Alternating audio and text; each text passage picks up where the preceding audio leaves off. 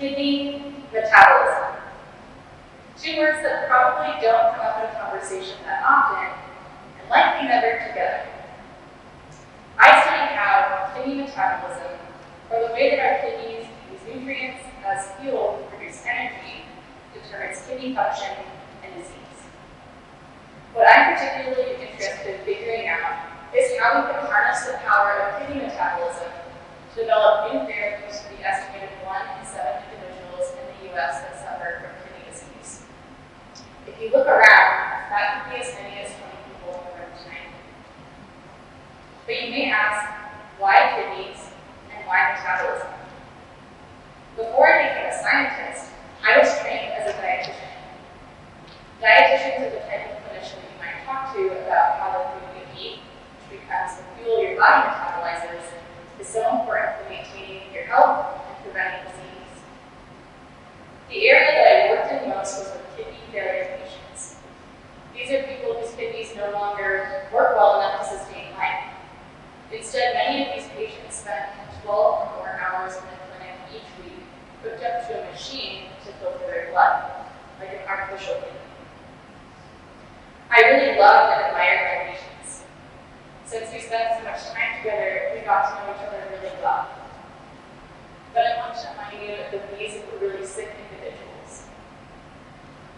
I so clearly remember my first patient that finally succumbed to their disease and passed away. And I remember after that point being so worried anytime another patient missed their appointment. Oftentimes I learned these folks had been admitted to the hospital due to complications of their kidney failure. I so badly wanted to be able to do more for these people.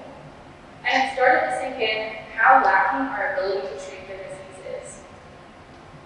The way that we treat kidney disease has remained largely the same for the last 20 years.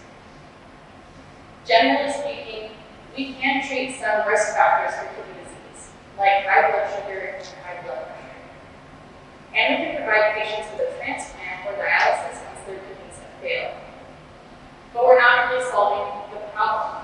We aren't addressing what's going wrong with these patients' kidneys in the first place. What's been the real holdup in kidney disease drug development then? Well, a lot of the challenges of kidney research are due to the complexity of this organ that we still have so much to learn about.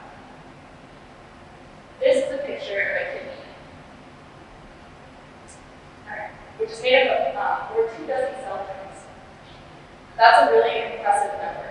And I challenge you all to see if you can come up with 24 unique cell types. Maybe after our first session, you can name quite a few brain cells. And you might think of skin cells and blood cells as well.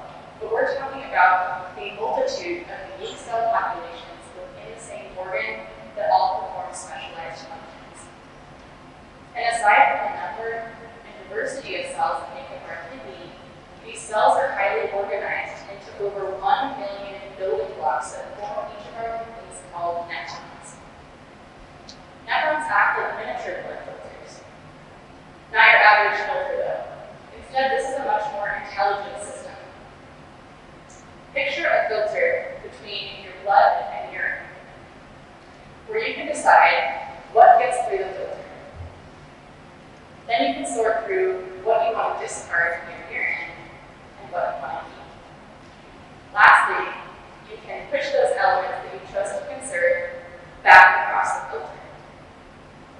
That process is called selective reabsorption, and that's the day-to-day job description of our nephrons.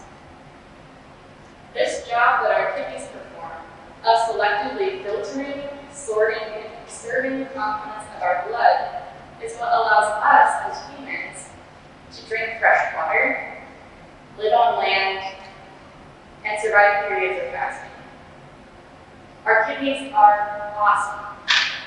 But you can imagine that in our efforts to develop new therapeutics for kidney disease, it's been a huge feat to determine which cell types are the most important to target and where in the architecture of this organ we should be looking.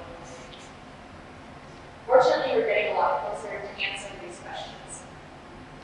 It turns out that the majority of selective reabsorption, or that pumping of valuable blood components like water, sugar, electrolytes back across the filter and into our bloodstream happens within just a short segment of the nephron.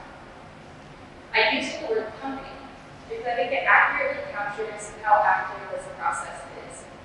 It requires a lot of energy. I want you to try squeezing and pumping your fist for a couple of seconds. Your muscles are going to get tired pretty fast. And you can imagine that the cells that are doing this in our kidneys have to work really hard. It takes the same amount of energy to keep your kidneys filtering throughout the day as it does to keep your heart beating.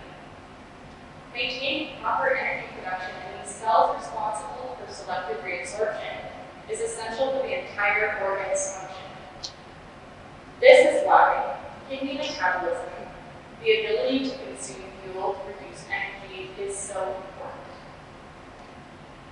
It turns out that a lot of conditions that lead to kidney disease are related to kidney metabolism dysfunction.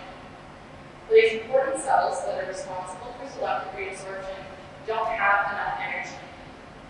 This happens when these cells don't receive the proper fuel in the right quantities, and particularly when the cell's machinery to burn the fuel is damaged.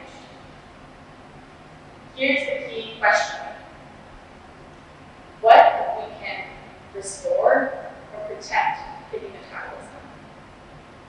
Could maintaining the energy production in these cells responsible for selective reabsorption meaningfully improve kidney disease outcomes? We think the answer is yes. We tested this hypothesis in mice with kidney disease, modeling our human patient population. We found that regardless of the different causes of kidney disease we've tested, kidney metabolism dysfunction is always a common underlying factor and window of opportunity for us to improve.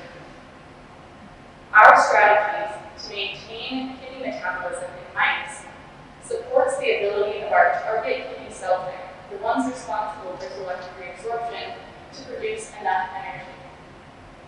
And we've observed that not only do our interventions have organ-wide effects, but also organism-wide effects. Not only are we able to protect the kidneys from damage, but our mice are also protected from the systemic clinical effects of kidney disease. While these results are extremely exciting, we're still a long way from testing these therapies in humans. Nevertheless, there does seem to be a light at the end of the very long, dark tunnel of kidney disease therapeutic development that we've been traveling through.